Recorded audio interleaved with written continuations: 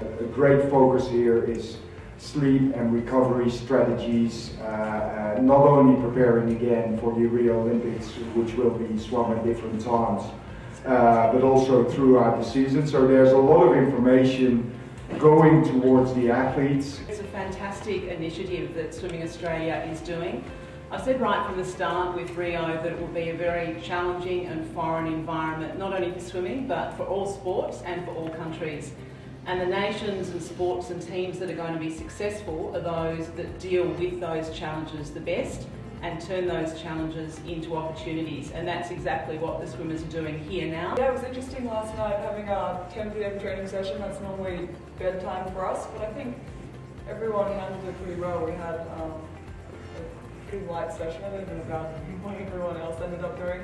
And got to bed at about 1:30, which is not at all normal for us, but everyone seems to have dealt with it pretty well. It seems to become a new normal and everyone's adjusting really well. It's just sort of like jet lag for us, and we've got our fancy sleep watches on so we can monitor and they can tell us what we're doing right and what we're doing wrong. So it's really just an experiment this week, and hopefully it'll give us some good guidance going into it.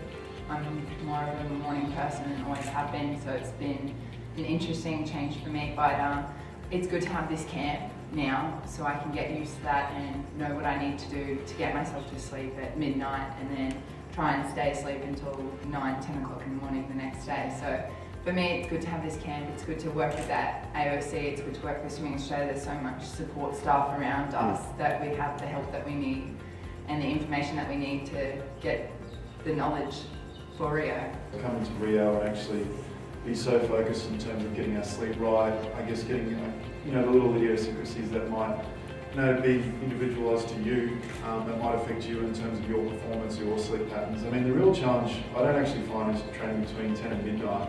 The challenge is probably, and you get to sleep fine after that, you're pretty tired. It's actually been up to sleep till 10 or 11 o'clock the next morning. And then obviously we've got to train at 1 o'clock in the afternoon, which replicates the heats over in Rio next year. So for us, it's just finding out what are all those little nuances and what we need to do to get the preparation exactly right. And Mitch hit the nail on the head. Being in Kazan, for me, actually felt like just been back on the team of yesteryears, just in terms of the camaraderie, the way we performed, the results that we got, and the attitude that the swimmers had towards their performances and one another. So it's a real positive team environment to be a part of, and certainly we're doing everything we can to produce performances next year.